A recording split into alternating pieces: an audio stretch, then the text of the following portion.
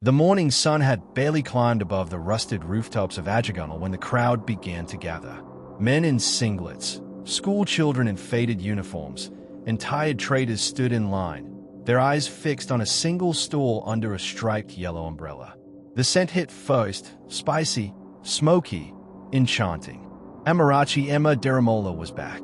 With a slight sway of her hips and a confident smirk, Emma stirred her Indomie noodles in a wide silver pot set over a charcoal stove. Her bangles jingled with every movement, and her fine braids bounced as she tossed onions and pepper like a magician. No one made noodles like her. Not in all of Ahura Road, maybe not in all of Lagos. Children begged their mothers to stop by Emma's kiosk before school. Bus conductors paused between calls just for a quick bite, and anyone who missed a plate swore the day went wrong. Her noodles had a flavor that felt unreal, addictive, divine. But what they didn't know was this: Emma never cooked during the day. Her ingredients were not bought in open markets. And that magical taste, it came at a price. At night, long after the noise of Adjagonal had faded into distant generators and gospel songs, Emma worked in the shadows. Inside her tiny kitchen hidden behind the kiosk, she opened a black calabash. From it, she pulled strange, glistening worms, collected from a dump site near the old rail line in Butte Meta. She whispered incantations, soaked them in a bitter oil, and stirred them into her Indomie before dawn. No one asked.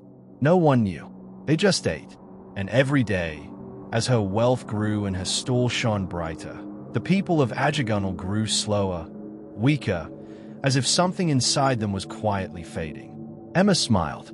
Tomorrow, they would beg for more. Ifema Ij, Okonkwo watched the world change from the corridor of her Face Me I Face You compound in Iana Apaja. The children in her neighborhood, once playful and respectful, now walked with sharp tongues and distant eyes. Traders who once fought for space at Alaba Market now lingered all morning at Emma's kiosk like lost puppies. Her late husband, a renowned traditional healer, had warned her before he died. Not every sweet aroma is from God. She'd never eaten outside food since. Now, even her children knew better. But still, the village grew sick. The young were too aggressive, the old too weak, and no one asked why. One morning, on her way to Mile 2 Market, Ij passed Emma's stall. The line snaked into the main road. Emma stood tall, dressed in red, her gold necklace glinting. The children who used to run from scolding now whispered, "Don't let Emma hear. She'll be angry." Ij's heart tightened. There was something unnatural about it all.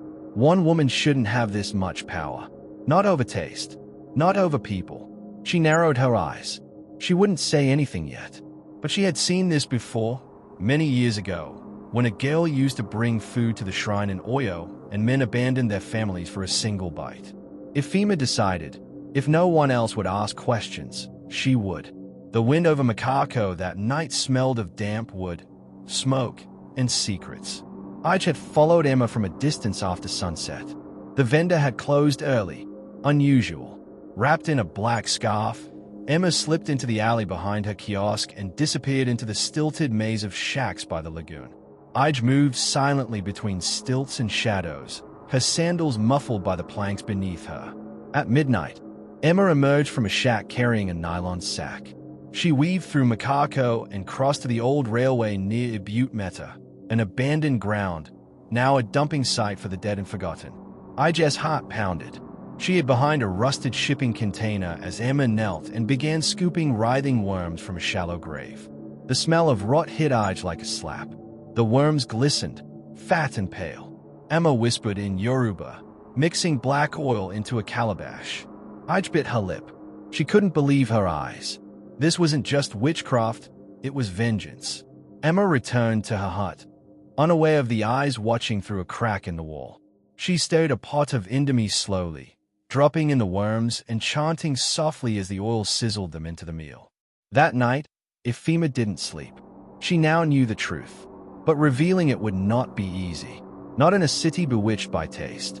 At dawn, Ij walked the dusty path to Mushin and knocked on the faded door of Baba Ghani Yusuf.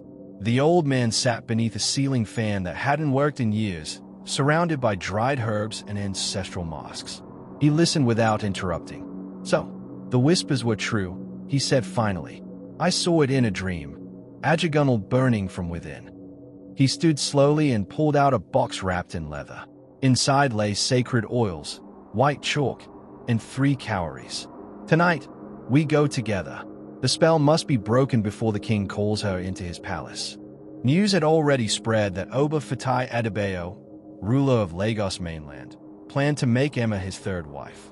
If that happened, her power would be untouchable. That night, Baba Gani, Ij, and 3 trusted men returned to Makako. From the window crack, they saw Emma pour worms into the pot again. Baba Gani nodded. Tomorrow, first light, we expose her.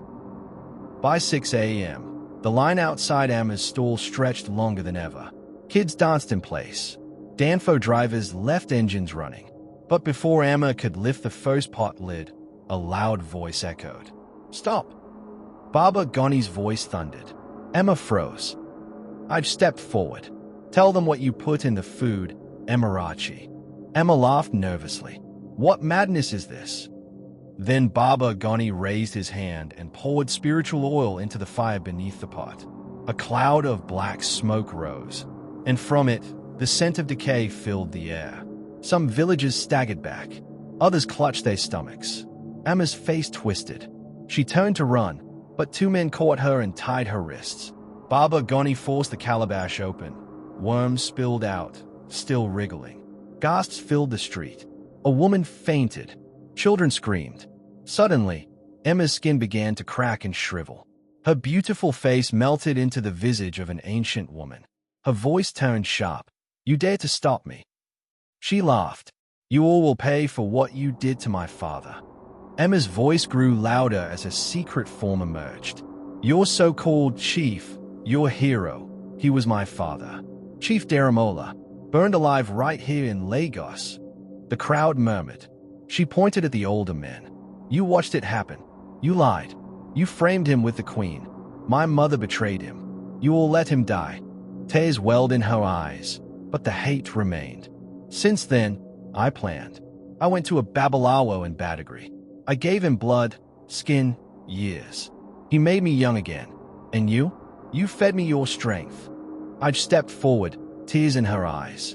Emma, your father didn't deserve what happened. But you became the same evil that took him. Emma trembled. The worms around her burst into flames. Oba Fatai arrived then, surrounded by palace guards. He'd heard the commotion and seen the smoke. He looked into Emma's eyes. If we wronged your father, I beg you, release this city from your grip.